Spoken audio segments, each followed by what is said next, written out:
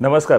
पुण्याचे additional police commissioner Manoj Patil साहेब आत्ता माझ्यासोबत आहेत. पाटील साहेब पुण्याच्या ट्रॅफिक समस्येवर काम करत असतात, त्याबद्दल खरंच त्यांचं करावं तेवढं कौतुक कमीच आहे. कारण की पुण्याचं ट्रॅफिक म्हणजे न बोललेलंच बरं. असो, पण मनोज पाटील साहेब याच्यावर काम करतात, खरं तर त्याच्याबद्दल त्यांचं कौतुक केलं पाहिजे. पण पुण्यातल्या काही ट्रॅफिक समस्या आहेत त्याच्याबद्दल मी आत्ता त्यांच्याशी चर्चा करायला इथं आलेलो आहे. नमस्कार पाटील साहेब. खरं तर तुमचं पहिलं कौतुक करतो मी मनापासून की तुम्ही खूप छान काम करताय.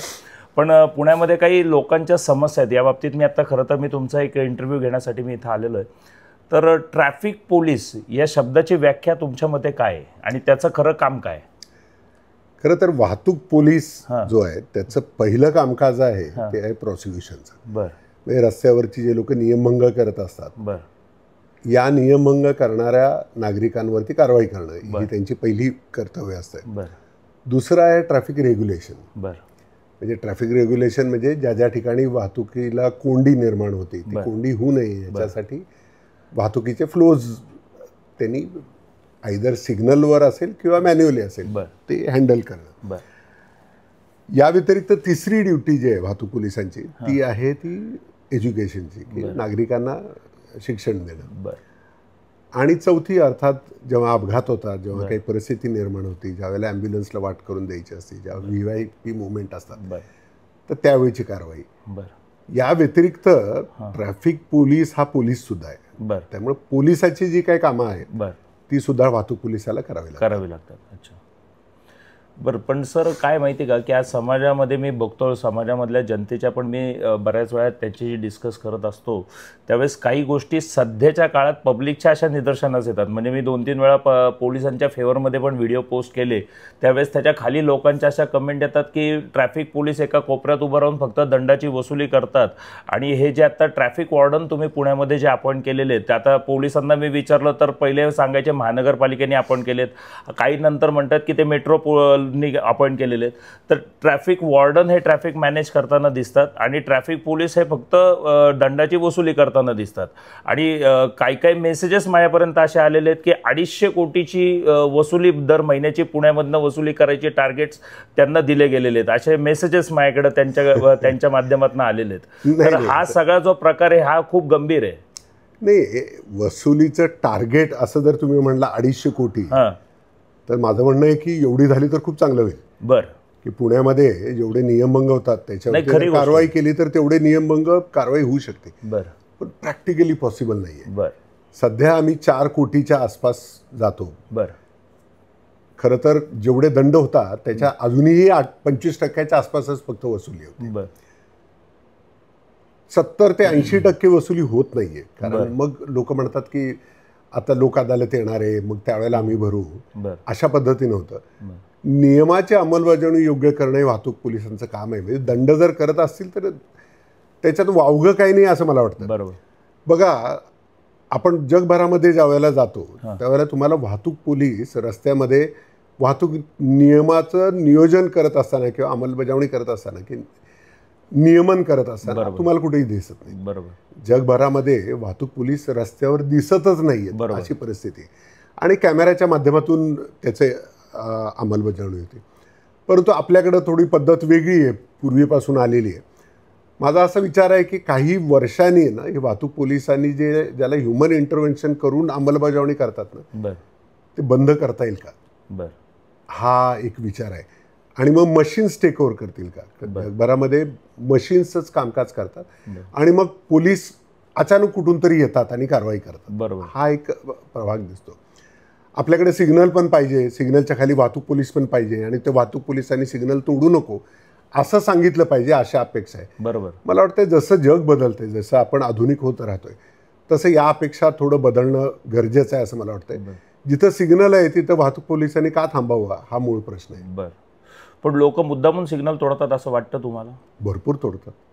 बऱ्याच ठिकाणी तोडतात. रिझन्स काय, तुमचं काय मत आहे? कारण की मी पब्लिकशी बोलतो, त्याच्या मागचे रिझन्स मला माहिती, ते मी तुमच्याशी बोलीनच. नाही, अगदी बरोबर आहे. म्हणजे नियमभंग करतात, सिग्नल तोडतात, याच्यामध्ये कुठेतरी वाटतं की आपण 5 मिनिटं लवकर पोहोचा. बरं. पुण्यामध्ये वाहतूक कोंडीचं प्रमाण जास्ती आहे. म्हणजे पुण्यामध्ये आपण बघतो की 6 ते 7% रस्त्याचं क्षेत्र आहे जे 15% आसपास पाहिजे होतं. ही चूक कोणाची वाटते? नाही, याच्यामध्ये निश्चितच काय झालंय की ज्या वेगानं पुणे शहर वाढतंय, पुण्याचा जर आपण आता रिसेंटली आलेली आकडेवारी बघा तुम्ही, भारतामधल्या सगळ्या शहरांचं त्यांनी क्लासिफिकेशन केलेलं आहे आणि याच्यामध्ये पुण्याला 300% पुणे वाढलेलं आहे गेल्या 20 वर्षामध्ये, जेव्हा की दिल्ली फक्त 120च्या आसपास टक्क्यांनी वाढली. मुंबई ऑलमोस्ट वाढलेली नाहीयेच, जे काय वाढले ते ठाणे आणि नवी मुंबई, चारी बाजूला वाढायला संधी, पुण्याला चारी बाजूने वाढतंय आणि 300% ज्या वेळेला वाढेल एखादं शहर, त्यावेळेला त्या वेगानं इन्फ्रास्ट्रक्चर वाढू शकत नाही. तर हे जे रॅपिड अर्बनायझेशन आहे ना, हे त्याला एक कारणीभूत आहे. दुसरं महत्वाचं आहे की आपल्याकडे पब्लिक ट्रान्सपोर्ट तेवढ्या वेगानं वाढलेलं नाहीये. पब्लिक ट्रान्सपोर्टमध्ये जेवढे 2010-12 मध्ये लोक पब्लिक ट्रान्सपोर्ट म्हणजे आपण सहजासहजी म्हणतो ते PMPML असेल किंवा मेट्रो असेल, या दोन्हीची बेरीज करून जेवढे लोक जातात तेवढे लोक 2012 मध्ये PMPMLचा वापर करून जात होते. तर पब्लिक ट्रान्सपोर्ट आपलं वाढणं गरजेचं आहे आणि त्याच्याकडे आता शासन लक्ष देते. मेट्रो सुरू आहे, परंतु मेट्रोचं असं आहे की जोपर्यंत नेटवर्क होत नाही तोपर्यंत मेट्रोमध्ये तितक्या प्रमाणात ऑक्युपन्सी वाढत नाही. पण बऱ्याच चांगल्या प्रमाणात लोकांनी मेट्रोला चांगला रिस्पॉन्स दिला आहे. नाही, तरी सुद्धा बघा मेट्रोची कॅरिंग कॅपॅसिटी आपण गणपतीच्या काळात बघितलं असेल. गणपतीच्या काळात मेट्रोची कॅपॅसिटी काय आहे ती कळाली आपल्याला. 6 लाखाच्या आसपास लोक एका दिवसामध्ये मेट्रोने प्रवास करतात. परंतु आत्ताचे जे दिवस आहेत, गणपती पाहण्यासाठी उपयुक्त अशी मेट्रोची कंडिशन होती, त्यामुळे लोक वापर करतात. पण आता फक्त याच्या 1/5 म्हणजे 1,20,000 एवढेच लोक मेट्रोचा वापर करतात. त्याला कारण अनेक आहेत. जसं जसं नेटवर्क वाढत जाईल, म्हणजे दिल्लीशी कम्पेअर जर आपण केलं, मुंबईशी आपण नाही कम्पेअर करू शकत, कारण मुंबईला पहिल्यापासून लोकल ट्रान्सपोर्ट आहे आणि तिथं 60% आसपास लोक पब्लिक ट्रान्सपोर्ट वापर करतात. दिल्ली हे थोडंसं पुण्यासारखं आहे, म्हणजे की जिथं सर्व बाजूनी ज्याला आपण रेडियल ग्रोथ म्हणतो ना, असं पुणे वाढत आहे. तर याच्यामध्ये दिल्लीमध्ये 20 वर्ष लागली की लोक 1 लाखावरून साधारणतः 30-35 लाख लोक वापर करण्यामध्ये. पुण्यामध्ये हा वेग वाढणार आहे. शासनाकडून अनेक मोठ्या प्रमाणावरती मेट्रो एक्सटेन्शनचं काम सुरू आहे.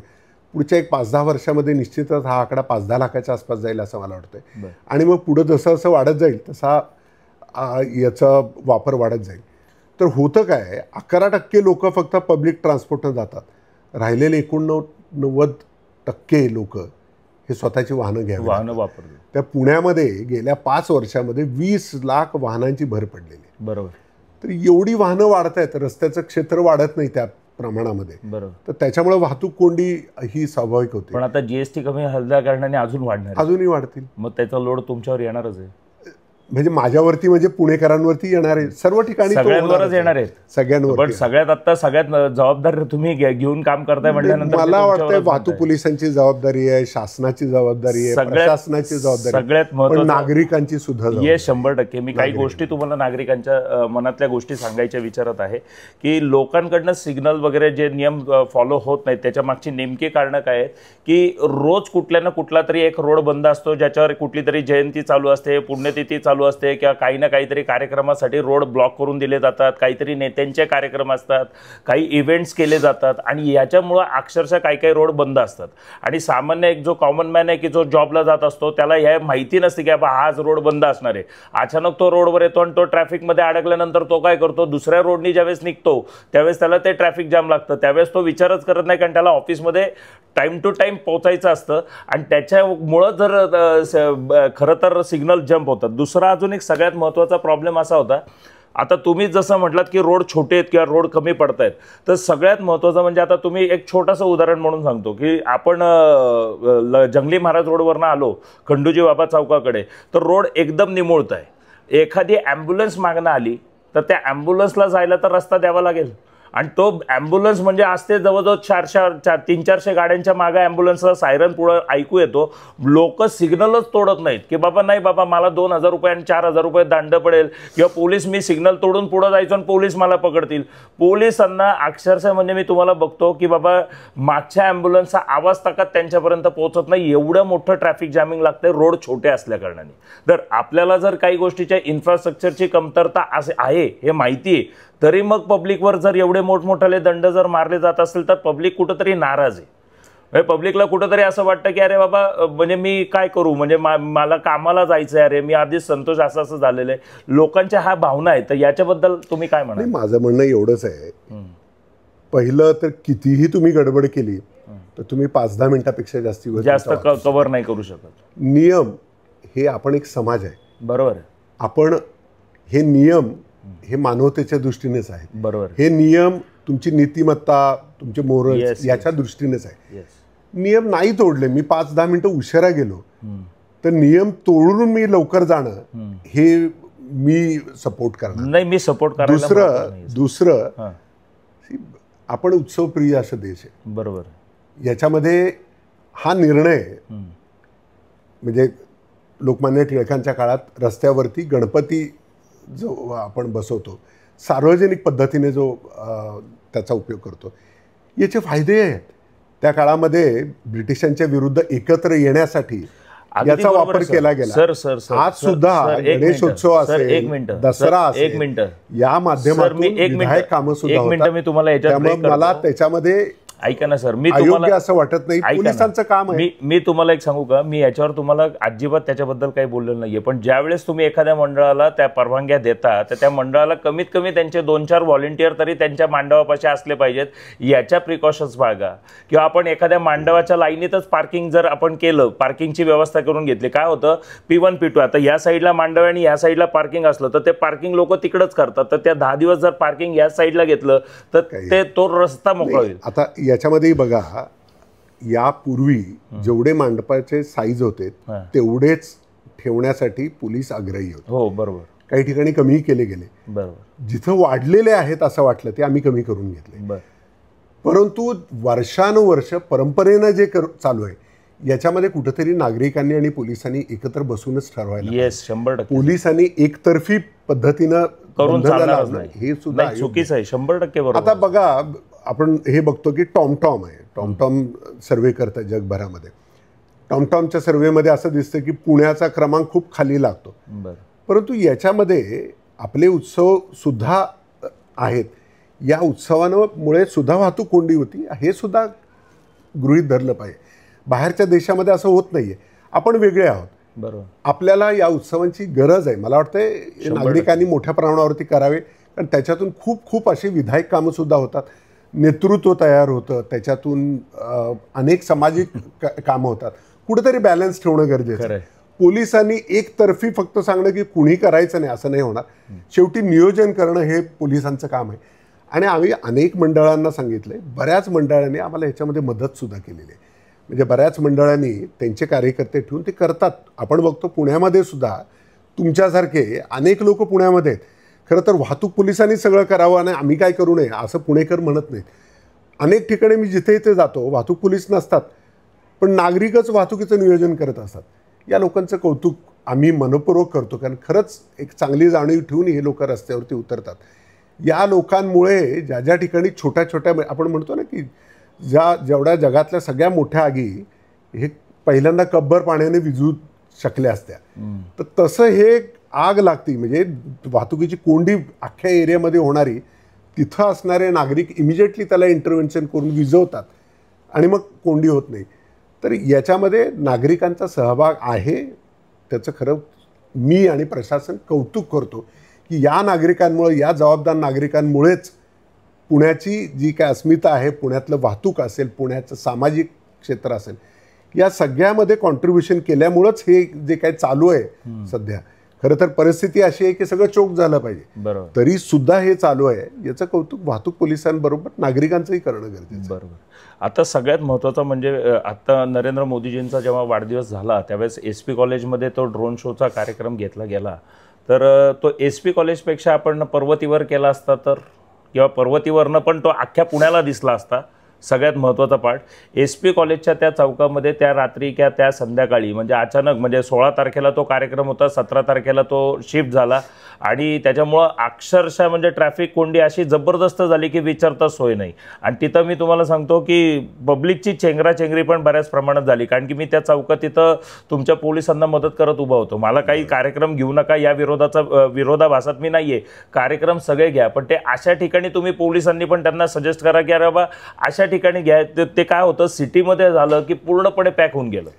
तर अशा केसमध्ये काय करायचं? ही गोष्ट मान्य आहे, पण पुन्हा मला यायचंय, तुम्ही कुठेही जावा जगामध्ये हे सुरूच असतं. बरोबर. म्हणजे याला बंद करणं हे कितपत नाही, मी बंद करायच्या भूमिकेतच नाहीये सर. हा झाला पहिला मुद्दा. दुसरं असं आहे, आपण पर्वतीवरती का जर करायचं म्हटलं तर लोकांनी बसायचं कुठे? बेसिकली आजूबाजूच्या भागातनं पण भरपूर दिसलं असतं, सारसबागेतनं पण दिसलं असतं सर. नाही, तरी जो क्लोज व्ह्यू लागतो त्याला, नाही तो इथूनच उलटा सर, जेवढं लांबून ते चांगलं दिसत होतं तेवढं जवळ दिसत नव्हतं. भारतामध्ये आपल्याकडं हा दुसरा शो झालेला आहे. बरोबर. नागरिकांना त्याचा आनंदी लुटता आला. 100%. क्रिकेटच्या मॅचेस होतात इथेच नाही, आता बेंगलोरला क्रिकेटची मॅच होती, शहरामध्ये बरीचशी वाहतूक कोंडी होती. ती बॅलन्स ठेवणं गरजेचं आहे. एखादी गोष्ट बिलकुलच करायची नाही आणि एखादी गोष्टच करायची असं नाही होत. लोकांना याच्यामध्ये एक तालमेल, आज काय फायदे काय तोटे हे बघूनच मी ते पण सोडतो. पण मी तुम्हाला नियोजनासाठी पण मी तुम्हाला एक सांगू का, तिथं त्या चौकात आज जर त्यांनी जर कार्यक्रम घेतला होता तर त्यांनी त्यांच्या पक्षाचे नाही म्हटलं तरी 100-200 कार्यकर्ते ट्रॅफिक मॅनेज करायला रस्त्यावर उभे करायला पाहिजे होते, अशी तुम्ही त्यांना रिक्वेस्ट तरी केली असती. कारण की कसं होतं माहिती का, की कार्यक्रमामध्ये सगळेजण आत व्यस्त असतात, तिथं ट्रॅफिक मॅनेज करायला कोणीच नसतं. पार्किंगची जी व्यवस्था ठेवलेली होती त्यांना पास डायरेक्ट SP कॉलेजच्या गेटमधनं आत द्यायला परवानगी दिलेली होती. काही लोक तुमच्या पोलिसांशी म्हणजे अक्षरशः ज्या पद्धतीने रूडली बोलत होते, मी व्हिडिओ शूट केले पण मी पोस्ट नाही केले. कारण की मी तुम्हाला एक सांगू का, पोलिसांची प्रतिमा खराब व्हावी अशी माझी बिलकुल इच्छा नाही. आणि आत्ता पण मी तुम्हाला स्पष्ट सांगतो की ज्या पद्धतीने ट्रॅफिक पोलिसांची आज इमेज खराब आहे, म्हणजे आज जे मी तुम्हाला स्पष्ट सांगतो की तुम्हाला ट्रॅफिक जे आहे म्हणजे जाम होतंय छोट्या रस्त्यांमुळं, तर ते सोडवण्यासाठी तुम्ही खरं तर काम करावं अशी माझी पब्लिकच्या वतीने मी तुम्हाला विनंती करतो.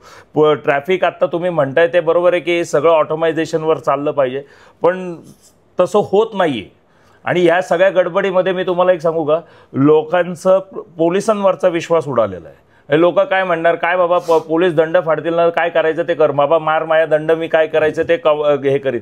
जर अशा पद्धतीने बघा, लोकसंख्या भरपूर वाढलेली आहे आणि तुम्ही जसं म्हटलं की 300% पुढं वाढलेलं आहे, तर ह्या स्पीडने जेव्हा वाढतंय त्यावेळेस आपल्याला कुठंतरी प्रिकॉशन्स ठेवल्या पाहिजेत, असं नाही का तुम्हाला वाटत? आपण पुन्हा त्या कार्यक्रमाबद्दलच बोलत असाल तर मला ह्याच्यामध्ये सांगायचं की याच्यामध्ये पोलिसांनी कार्यकर्त्यांच्या बरोबर, आयोजकांबरोबर नियोजन प्रॉपर केलं होतं. तुम्ही बघा, याच्यासाठी VIP रूट मार्गसुद्धा आपण बदलला होता, म्हणजे जो असायला पाहिजे की नागरिकांना त्रास होऊ नये. हा एक मेजर त्याच्यातला फरक आहे. दुसरा असा आहे की SP कॉलेज असेल, आता काल भारत पाकिस्तान मॅच झाली, पुण्यातले लोक कुठं जमा होतात? Fergusson road. आता या गोष्टी इथं जशा होतात तसं इंग्लंडमध्ये मॅच झाली तर त्यांनी कुठं जमायची ही ठिकाणं ठरलेली आणि त्या ठिकाणी नागरिकांनी तो आनंद घेतला पाहिजे आणि त्याचं नियोजन मग पोलिसांनी करायला पाहिजे. आता याच्यामध्ये या गोष्टी ज्या पुण्याच्या ऐतिहासिक आहेत, ज्या ऐतिहासिक ठिकाणी असेल तिथं असेल तरच त्याला एक चांगला आहे. दुसरं आहे, नागरिकांना यायला सुद्धा सोपं आहे, त्या ठिकाणी बघायला सुद्धा सोपं आहे. अडचणी येतात त्याच्यावरती पूर्ण बंद करणं. ज्या स्पीडनी त्या कार्यक्रमाला येण्यासाठी ॲडव्हर्टाइजमेंट केल्या गेल्या सोशल मीडियावर, त्यामुळं पब्लिक हे खूप रश आलं आणि जेवढे एक्सपेक्टेशन्स केले होते त्याच्यापेक्षा खूप जास्त आलं आणि येणारच होतं, कारण की कार्यक्रमच तसा होता, याच्याबद्दल कुठंच दुमत नाही. आनंद मिळाला. आता दुसरा सगळ्यात महत्त्वाचा मुद्दा, आपण सिटी पोस्ट कडनं अलका टॉकीज चौकाकडे जातो त्यावेळेस लक्ष्मी रोडवर राईट हँड साईडला 2 व्हीलर पार्किंग आहे, लेफ्ट हँड साईडला बस स्टॉप आहे. बस स्टॉपवरचं पब्लिक 10 फूट रस्त्यावर येऊन उभं राहतं आणि बस उभी राहिली की राईट साईडने ओव्हरटेक करायला जागा राहत नाही. अशी परिस्थिती लक्ष्मी रोडवर आहे. या बाबतीत मी 2007मध्ये बोनाला साहेब होते, त्यावेळेस मी बोनाला साहेबांना याच्याबद्दल मी लेटर पण दिलेलं होतं. तर बोनाला साहेब म्हटले की तुम्ही मला कुठं अक्कल शिकवता, मी आज एवढा मोठा अधिकारी, तुम्ही कुठं. तेव्हापासून मी हात टेकले आणि मी त्यांच्याशी पुढं काही बोललो नाही. नाही ऐका ना, मी काम तर रस्त्यावर तेव्हापासून करतोय, फक्त मी कसं आहे की बाकीच्या जबाबदाऱ्यांमुळे कधी मी एवढा पुढं आलो नाही. पण सगळ्यात महत्त्वाचं म्हणजे की हा जो प्रकार आहे, मी त्यांना सांगितलं की लेफ्ट साईडचं जे पार्किंग आहे, राईट साईडचं जे 2 व्हीलर पार्किंग आहे ते तुम्ही लेफ्ट साईडला शिफ्ट करा. बस स्टॉपवरचं पब्लिक जरी 10 फूटवर रस्त्यावरून थांबलं, बस थांबली तरी आपण राईट साईडनी ट्रॅफिक पुढं ढकलू शकू. दुसरी गोष्ट सगळ्यात महत्त्वाचं म्हणजे सकाळी 9-9:30ला आपण लक्ष्मी रोडवर आलो तर ट्रॅफिक पार्किंग पूर्णपणे मोकळं असतं. 10-10:30 नंतर लक्ष्मी रोडवर 2 व्हीलर लावायला जागा उरत नाही. त्या दुकानामध्ये काम करणाऱ्या कामगारांच्याच त्या गाड्या असतात. तर आपण यांना मल्टी स्टोरेज पार्किंगमध्ये, कारण की ती सकाळी आली गाडी तर ती रात्रीच निघणार आहे, तर दुकानदारांना विश्वासात घेऊन जर हे पार्किंग आपण मल्टी स्टोरेज पार्किंगमध्ये शिफ्ट आउट करू शकलो आणि कस्टमरलाच दुकानदारांच्या दारात गाडी लावायची मुभा देऊ शकलो तर दुकानदारांचा पण धंद्यावर त्याचा चांगलाच परिणाम होईल. तर हे काम प्रशासनाकडनं का नाही केलं जात? नाही, मला वाटतंय तुम्ही ज्या सूचना देता ना ते योग्य आहेत. बरं, या सूचनांमध्ये प्रॅक्टिकली इम्प्लिमेंट कसं करायचं हा मेजर इश्यू. मी प्रत्येक माणसाची गाडी नाही ओळखू शकत त्या ठिकाणी. खरं तर आमचं पहिल्यापासूनच असा आव्हान आहे. मग तो जंगली महाराज रोड असावा, फर्ग्युसन कॉलेज रोड असेल, टिळक रोड असेल, लक्ष्मी रोड असेल, बाजीराव रोड असेल, MG रोड असेल, या रस्त्यांवरती तिथं ज्या राहणाऱ्या आस्थापना आहेत यांनी सगळ्यांनी मिळून हा निर्णय घेणं गरजेचं आहे. की कारण काय होतं नाही तर की लोक बरेच जण तिकडं जात नाहीत, दुसरीकडे कुठेतरी जातात कारण मला तिथं पार्किंगचा इश्यू येतो. तर याच्याबद्दल सकारात्मक विचार करणं गरजेचं आहे. आपले मंडईतले दोन्ही पार्किंग्ज आहेत, त्याचा जेवढा चांगला वापर होईल तेवढं वाहतुकीचा लोड रस्त्यावरचा हा कमी होण्यासाठी मदत होईल. मला वाटतं यामध्ये आम्ही महानगरपालिकेला सुद्धा हाच आग्रह करतोय की पेड पार्किंग करणं सुद्धा काही हरकत नाही. 3 तासासाठी तुम्ही फुकट ठेवा, पण 3 तासानंतर काहीतरी पैसे भरले पाहिजे. तिथल्या जमिनीच्या किमतीच्या मानानं काहीतरी भरले पाहिजे. 2-3 तासासाठी जर फ्री ठेवलं तर मला वाटतं हा इश्यू ऑटोमॅटिकली रिझॉल्व्ह होईल. फक्त पोलिसांनी आवाहन करून जर होत असेल तर मी या आपल्या माध्यमातून आवाहन करतो सर्व दुकानदारांना, सगळ्यांना, की तुमचे जे काही येणारे लोक आहेत त्या लोकांनी एकतर पब्लिक ट्रान्सपोर्टचा वापर करून तिथं आलं तर ते बेटर आहे. कुणीतरी तुम्हाला येऊन गाडी सोडून घरी जाऊन तुमच्या पार्क झाली, किंवा मग जे महानगरपालिकेच्या पार्किंग याच्यामध्ये जर तुम्ही गाड्या लावल्या तर निश्चितच लोड कमी येईल. आता दुसरं, आम्ही पुण्यामध्ये ऐकलं असेल आपण की 32 रोड संदर्भामध्ये आम्ही काम करतोय. या 32 रोडमध्ये लक्ष्मी रोड येत नाही. तुम्ही गुगलचा मॅप जर उघडून बघितला ना तर तुम्हाला लक्ष्मी रोड शोधावा लागतो. बरोबर. पण तुम्हाला बाजीराव रोड आणि शिवाजी रोड हा पटकन दिसतो. बरोबर. का दिसतो तर त्याच्यावरनं जाणाऱ्या गाड्यांची संख्या एवढी जास्ती असते की लक्ष्मी रोडच्या साधारण 3 पट वाहनं बाजीराव रोडने जातात. तर त्याच्यामुळे आमचं कॉन्सन्ट्रेशन थोडं त्या रोडवरती जास्त आहे. दुसरं, आपण वाहतूक पोलिसांबद्दल सुद्धा म्हणला, एक आपल्याला लक्षात घेतलं पाहिजे की पुणे ज्या स्पीडनं वाढते ना त्या स्पीडनं वाहतूक पोलिसांची संख्या वाढलेली आहे. सो आमच्याकडे जी वाहतूक पोलिसांची संख्या आहे ती 2008-09च्या आसपासची संख्या. आता प्रशासन, शासन याच्यामध्ये वाढ करण्याचा खूप प्रयत्न करते. आता या संख्येमध्ये या दरम्यानच्या काळामध्ये 3पट वाहन संख्या वाढली, पुण्याचं क्षेत्र वाढलं, पण वाहतूक पोलीस तेवढेच आहेत.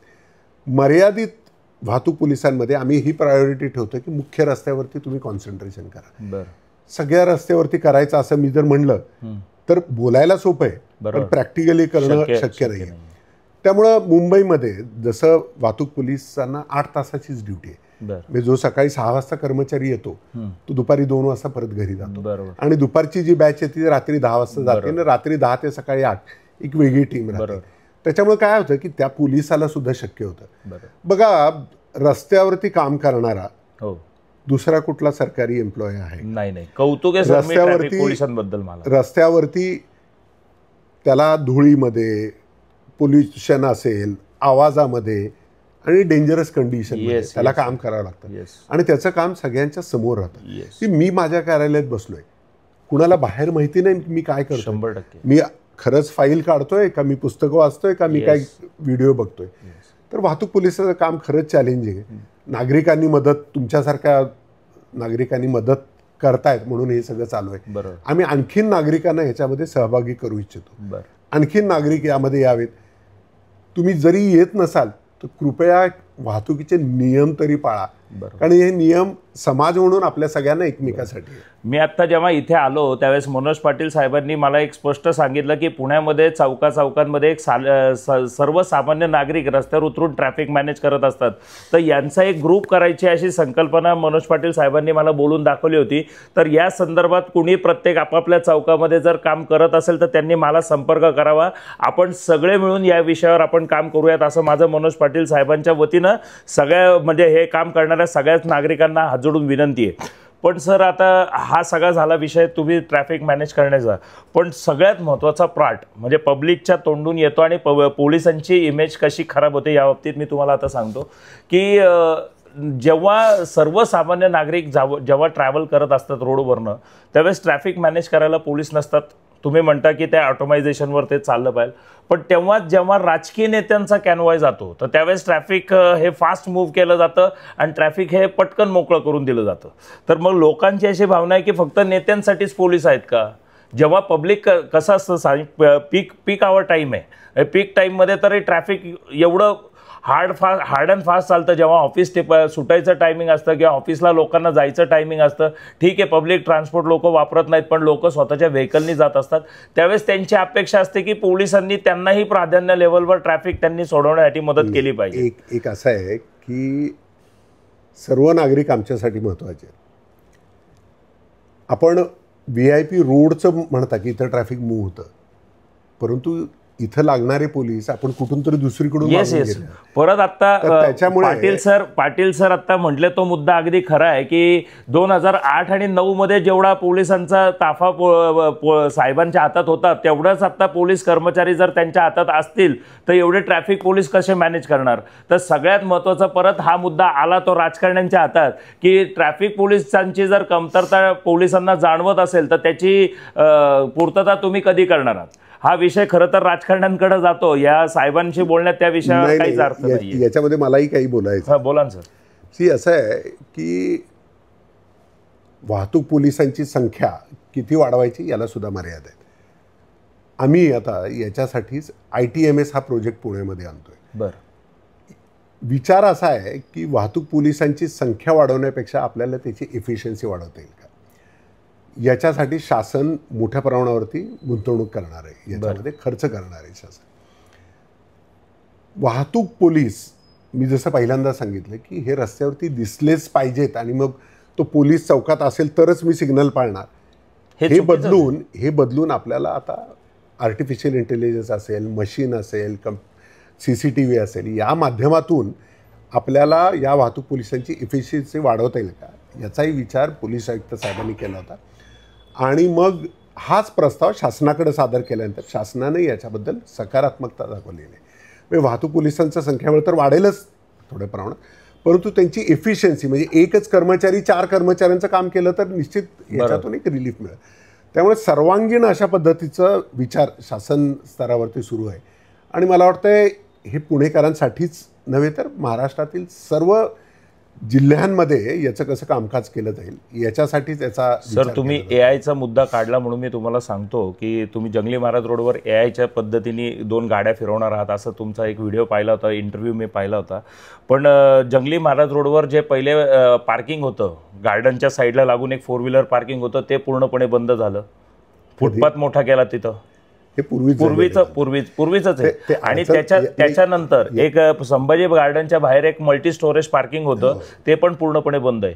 तर पार्किंगसाठीच्या सुविधा जर कमी पडत असतील तर गाड्या नो पार्किंग मध्ये नाही लावणार सामान्य जनता तर कुठं नाही होत, असं नाही होत. असं आहे की पार्किंगच्या तुम्ही कितीही लॉट तयार करा, तुम्ही कितीही मल्टी पार्किंग तयार करा, रस्त्यावरती पार्किंग जर फुकट असेल तर ते रस्त्यावरतीच लागतात. हे बंद होण्यामागं रस्त्यावरती फुकट आणि आत लावायचं असेल तर पार्किंग चार्जेस. मॉलच्या बाबतीत सुद्धा तेच होतं, आत लावायची असेल गाडी तर पार्किंग चार्जेस, रस्त्यावर लावायची फुकट.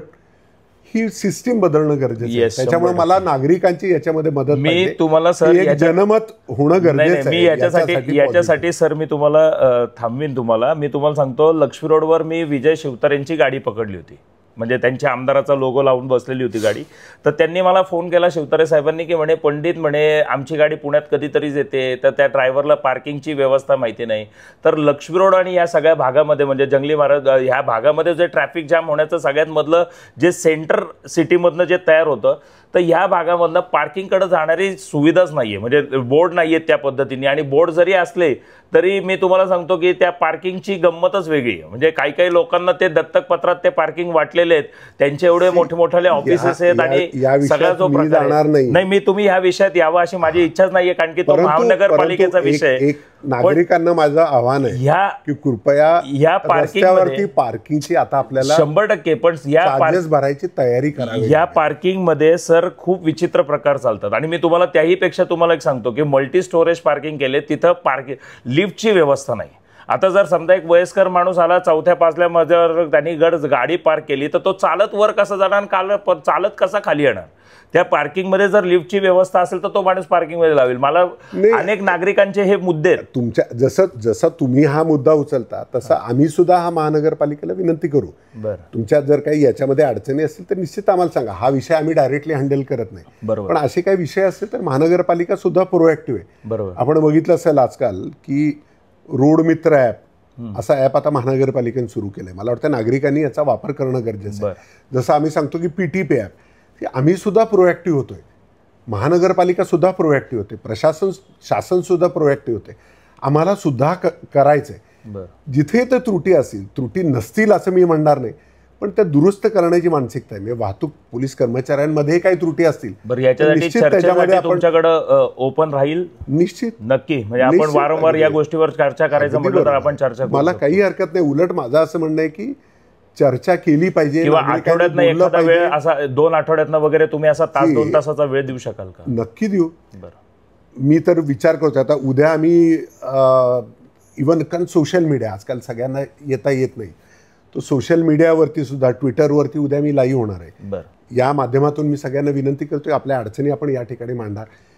तेवढा वेळ माझ्या प्रशासकात काढून मी त्याच्यावरती बसणार आहे. माझे वरिष्ठ अधिकारी सुद्धा आम्ही बसणार आहे. तर याच्या माध्यमातून आम्हाला नागरिकांशी बोलायचं आहे, नागरिकांना या कामामध्ये सहभागी करून घेणे. कारण वाहतूक अशी समस्या आहे ना की ज्याच्यामध्ये मी फक्त केली पाहिजे वाहतूक पोलिसांनी किंवा RTOने करायला पाहिजे असं नाही होणार.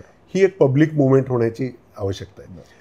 म्हणूनच मी सांगतो की PTP ॲप, आता PTP ॲपमध्ये आम्ही नागरिकांना अधिकार दिलेला आहे की तुम्ही फोटो पाठवा. तुम्हाला आश्चर्य वाटेल, पुण्यामध्ये सध्या 46,000 लोकांनी PTP ॲप माहिती मला डाउनलोड केलं.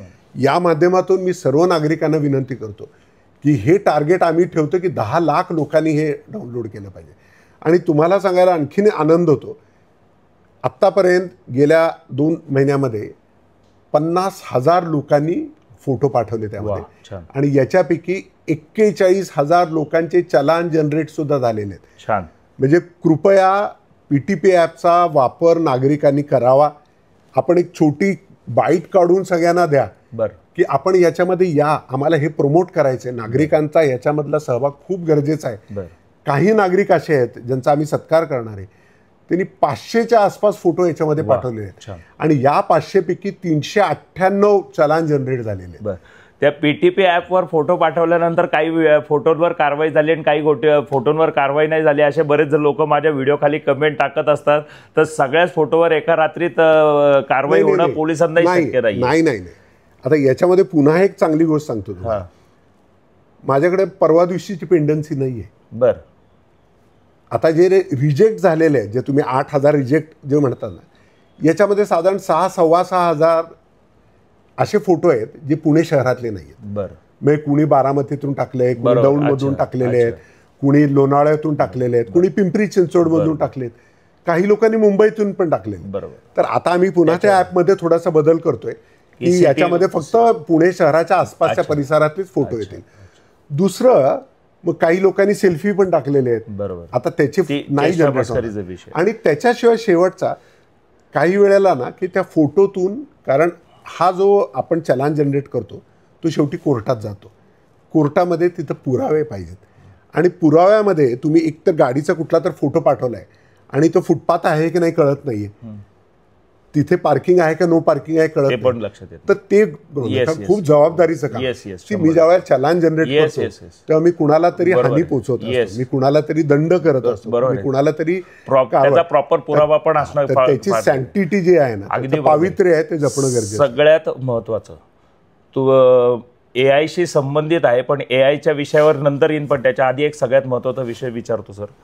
काही गाड्या तुम्ही माझे व्हिडिओ पाहता, असं तुम्ही परवाच्या दिवशी मी आलो होतो त्यावेळेस तुम्ही म्हटला होतात, तर काही गाड्या महाराष्ट्र शासन, भारत सरकार किंवा पोलिसाच्या पाट्या लावून फिरतात, तर यांना सगळ्यांना परवानगी आहे का तशी गाड्या लावून फिरायची? नाही, हे असं लावणं अयोग्य आहे. बरं, म्हणजे असं कुणी लावायला साहेब नाही म्हणतायत बरं पाहिजे. का? हा, म्हणजे तुमची खाजगी गाडी असेल तर त्याच्यामध्ये लावायला नाही पाहिजे. बरं, हे कधी पोलिसांनी लावतात? पण नाही. पोलिसांनी जर ते कर्तव्यावरती असतील, बरोबर, जॉबवर असतील तर जॉब, मग ती खाजगी गाडी जरी बरोबर आहे, असेल बरोबर तरी तो आहे, लावू बरोबर आहे, शकतो, अगदी त्याच्यामध्ये बरोबर. काही हरकत नाही. बरोबर आहे. ते आम्ही बऱ्याच वेळा कारवाईला येस जातो. येस, तिथे लावायला काही हरकत इमर्जन्सी नाही. जाताना काही चालू शकतं ते काही. पण असं चुकीचं लावणं हे अयोग्य आहे, बरं, हे योग्य नाहीये. आणि मी तर वाहतूक पोलिसांना आपल्या माध्यमातून सांगतो बरं, की असं कोणी करून वाहतूक नियम भंग करत असेल ना, तर पहिली कारवाई त्याच्यावरती करा. येस सर, स्वतः म्हणतायत बरं का, त्यामुळं माझा काही पर्सनली काही तुमच्याशी वाद आणि राग द्वेष नाहीये. मला याच्यामध्ये पुन्हा तुम्हाला सांगायचं आहे, तुम्ही जे करताय ना हे योग्य आहे. येस, तुमच्यासारखे आणखीन 100 लोक असं पुण्यात काम करायला लागले ना, तर निश्चित वाहतूक नियमभंगाला आणि हे असे जे करणारे लोक आहेत त्याच्यावरती चाप बसणं गरजेचं आहे. सगळ्यात महत्वाचं सर, अशा पाट्या लावून फिरणारीच लोक सिग्नल वगैरे पहिले तोडतात आणि त्यांच्या मागे अजून सगळी फल्लाड निघून जाते. त्याच्यावरती पहिली कारवाई वाहतूक पोलिसांनी करायला पाहिजे. ज्यांनी नियमभंग केला तर कारवाई करणं नक्की करायला पाहिजे. ट्रॅफिक पोलिसांना सगळ्यांना सांगतोय, स्वतः साहेब म्हणतायत अशा कुठल्या गाड्या दिसल्या तर बिंदास कारवाई करा. माझंही समर्थन आहे आणि सरांचंही समर्थन आहे.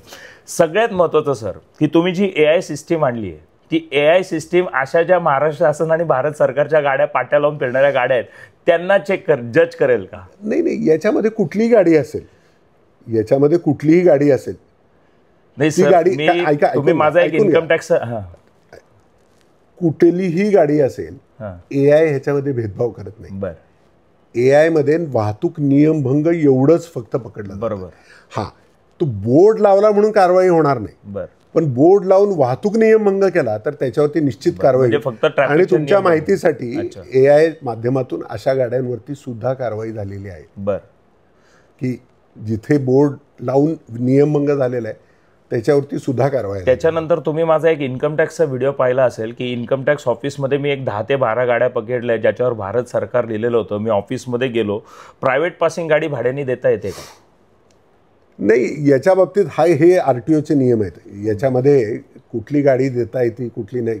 काय आहे की वाहतूक पोलिसांना मर्यादित पॉवर दिलेले. बरोबर, वाहतूक पोलिसांना सर्व पॉवर नाही दिलेले. बरं, सो ज्या ट्रान्सपोर्ट संदर्भातले जे काही नियम असतात ना, याच्यावरती कारवाई करण्याचं काम हे RTO. नाही सर, मी आता प्रायव्हेट पासिंग गाडी जर भाड्याने देत असेल समजा, पोलीस पकडतात ना. नाही, प्रायव्हेट पासिंगची गाडी जर शासकीय कामासाठी वापरली जाईल तर वेगवेगळ्या पद्धतीनं असू शकतं, की कुणी दिलेली आहे, कशा पद्धतीने ट्रान्झॅक्शन, हे याच्यामध्ये डेप्थमध्ये जाणं गरजेचं आहे. समजा मी माझी गाडी असेल आणि त्याच्यावरती मी भारत सरकार वापरून मी माझ्या शासकीय कामासाठी वापरत असेल तर त्याला परवानगी आहे 100% सर. परंतु कुणी भाड्यानं घेत असेल तर भाड्यानं घेताना पिवळ्या गाडीच नंबर प्लेटची गाडी घेणं हे इन्कम टॅक्सच्या ऑफिसमध्ये सर, प्रायव्हेट पासिंग गाडी, प्रायव्हेट पर्सनल नावावर रजिस्टर्ड असलेली गाडी भाडे तत्वावर आहे. मी त्यांच्या फाईलमध्ये त्याचे डिटेल्स दाखवलेत आणि इन्कम टॅक्स ऑफिसमध्ये हे सर्रास प्रकार आहेत. आणि माझं काय कुणाशी वाद नाहीये, पण काय होतं डिपार्टमेंट बद्दल बोलणार नाही, मी कुठल्याच, ऐका ना, मी कोणी घेतील त्यांनी काळजी घेतली. नाही, माझं याच्या कुठल्याशी वाद नाहीये. मी तुम्हाला या सगळ्या मागचं माझं इंटेन्शन सांगतो, की हे सगळं जनता बघत असते. आणि जनता ज्यावेळेस बघते त्यावेळेस जनता काय विचार करते, की जर सरकारी अधिकारी आणि कर्मचारी जर असं वागत असतील तर मग आमच्यावर का कारवाई होते? शेवटी कसं आहे माहिती का, जो माणूस नियम लादतो किंवा नियम लावतो तर त्यांनी तर पहिली गोष्ट नियम पाळले पाहिजे. जर तोच नियम पाळताना दिसणार नाही तर जनता तर बट नॅचरल आहे ना की त्याच्यावर ऑब्जेक्शन्स घेणार. अगदी बरोबर आहे. प्रशासकीय अधिकाऱ्यांनी अधिक जबाबदारीने वागणं गरजेचं आहे, याच्यामध्ये काही शंका नाही. बस ठीक आहे. एनिवे बऱ्याच गोष्टींवर आपली मनोज पाटील सरांशी चांगली चर्चा झाली आणि खूप चांगली उत्तरं त्यांनी सगळ्या गोष्टीची दिलेली आहेत. ज्या गोष्टीवर मी नेहमी बोलत असतो त्या गोष्टीवर पण त्यांनी त्यांचं स्पष्ट मत दर्शवलं आहे आणि मी जे काम करतोय ते योग्य आहे आणि बरोबर आहे असंही ते म्हणतायत. त्यामुळं मला काही बोलायची जास्त गरज नाही. पण सर अजून एक शेवटचा एकच मुद्दा, PUC आत्ता आपले परिवहन मंत्री म्हटले की PUC नसेल तर पेट्रोल मिळणार नाही. तर PUC जी काढली जाते तर त्या PUC मध्ये निगेटिव्ह आणि पॉझिटिव्ह असं 2 प्रकार आहेत का? आणि जर समजा एखाद्याला निगेटिव्ह PUC दिलेली असेल तर त्यांनी गाडीचं काम केलं किंवा नाही केलं याच्यावर ट्रॅफिक पोलीस कारवाई करतात का? नाही, PUCच्या बाबतीत आमच्याकडे काय आहे, 500 वाहतुकीचे वेगवेगळे नियम आहेत. बरं. याच्यामध्ये आम्ही एक प्राथमिकता ठेवलेली आहे की कुठल्यावरती जास्ती लक्ष ठेवणं गरजेचं आहे. याचा अर्थ असा नाही की त्या नियमांकडे आम्ही बघत नाही, जिथे ते मिळतात तिथे ते आम्ही त्याला कारवाई करतो. पण आम्ही प्राथमिकता कशाला देतो? उलट्या दिशेने कोणी येत असेल, बरोबर, ट्रिपल सीट कोणी चालवत असेल, दारू पिऊन कोणी गाडी चालवत असेल, फुटपाथवरनं कोणी गाडी चालवत असेल, रॅश पद्धतीनं गाडी कोणी चालवत असेल, असे एक 15-20 आमचे नियम आहेत ज्याचे आम्ही ड्राईव्ह्स घेतो आणि ज्याच्यावरती मोठ्या प्रमाणावरती कारवाई करतो. PUCच्या बाबतीत जिथे तर या गाड्या सापडतात तिथं आम्ही चेक करण्यासंदर्भात सूचना दिलेल्या आहेत. सो ॲडिशनल कलम म्हणून याच्यामध्ये निश्चित आम्ही लावतो. याच्या संदर्भातला ड्राईव्ह अलीकडच्या काळात पोलिसांनी घेतला नाही आहे, परंतु प्राथमिकता ज्या आहेत त्याचे ड्राईव्ह्स आम्ही घेतो आहे. कारण असं आहे की एक असा अभ्यास केला गेला होता दिल्लीमध्ये ज्याच्यामध्ये असं दिसलं होतं की एका दिवसामध्ये दिल्लीमध्ये साधारण 75 लाख वाहतुकीच्या नियमांचं भंग होतं.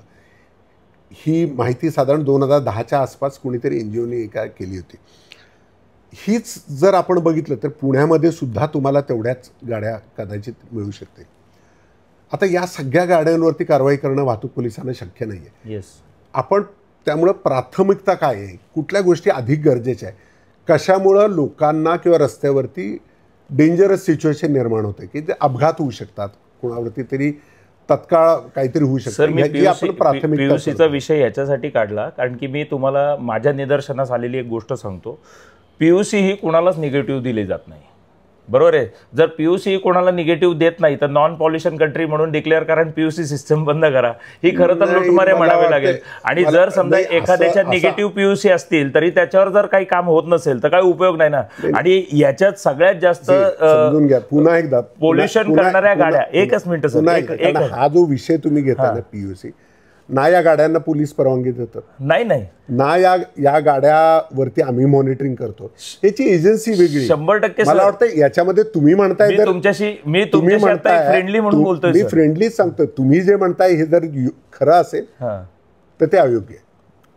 तुम्ही जे म्हणताय हे खरं असेल तर ते अयोग्य आहे, परंतु त्याच्यावरती मॉनिटरिंग माझ्या तुमच्या हद्दीत येत नाही ते मला माहिती आहे. फक्त मला तुमच्याशी या विषयावर एक मुद्दा समजून घ्यायचा होता. असं जर असेल तर चुकीचं आहे, असं असेल तर आश्चर्यकारक आहे असं मला वाटतं. आश्चर्य नाही, खूप घातक आहे सर हा सगळा प्रकार. कारण की ते कोणालाच निगेटिव्ह PUC देत नाही आणि सगळ्यात महत्त्वाचं म्हणजे जास्त दूर सोडणाऱ्या गाड्या ह्या सगळ्यात सरकारी आहेत.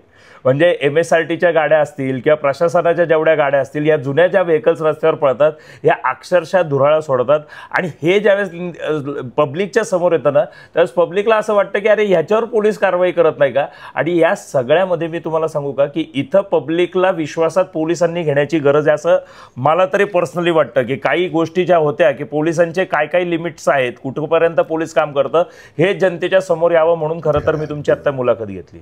बाकी माझं तुमच्याशी तसं काहीच नाही. तुम्ही चांगली मुलाखत दिली, तुम्ही फ्रेंडली माझ्याशी बोललात, त्याच्याबद्दल मी मनापासून मी तुमचा आभारी आहे. तुमचंही मनपूर्वक पुन्हा एकदा कौतुक. हे काम असं सुरू ठेवा, आणखीन लोक याच्यामध्ये कसे जोडतील याचा प्रयत्न करा. आणि जसं मी सांगितलं ना, जे पोलीस मित्र आहेत, वाहतूक पोलीस मित्र आहेत, शहराच्या विविध भागामध्ये विविध कानाकोपऱ्यामध्ये जे काम करणारे लोक आहेत, या लोकांना सुद्धा एकत्रित करण्याचा प्रयत्न करा. चालेल. वाहतूक पोलीस म्हणून आम्ही निश्चित त्याला सपोर्ट करू. नक्की. लागलं तर वाहतूक पोलीस म्हणून तुम्हाला एखादे ओळख चिन्ह सुद्धा द्यायचं आमचा मनोदय आहे. चालेल. कारण मग तिथे वादाचे प्रसंग निर्माण नको व्हायला की तुम्ही कोण, तुम्ही काय सांगणार. खरं तर सर्व नागरिक हे खाजगी वेशातले पोलीस आहेत. प्रत्येकाने या कामामध्ये मदत करण्याची गरज आहे. त्यामुळे असं कोणी प्रोएक्टिव्हली करत असेल तर चांगली गोष्ट आहे. या व्यतिरिक्त असे सुद्धा काही लोक आहेत ज्या शहरामध्ये विविध ठिकाणी वाहतूक कोंडीच्या असतील, इतर समस्या असतील, या ज्या निर्माण होतात त्या संदर्भातल्या सूचना देतात. म्हणजे अगदी बघा, आमच्याकडे एक बापू भावे म्हणून रिक्षा संघटनेचे आहेत, ते रिक्षाही चालवतात. बापू भावे अनेक वेळेला आम्हाला सूचना देतात की सर इथे इथं असं असं झालेलं आहे, तुम्हाला हे सिग्नलचं टायमिंग बदला. आणि या सगळ्या सूचना आम्ही घेतो, या सगळ्या सूचना घेतो आणि त्याच्यामध्ये बदल करण्याचा प्रयत्न करतो.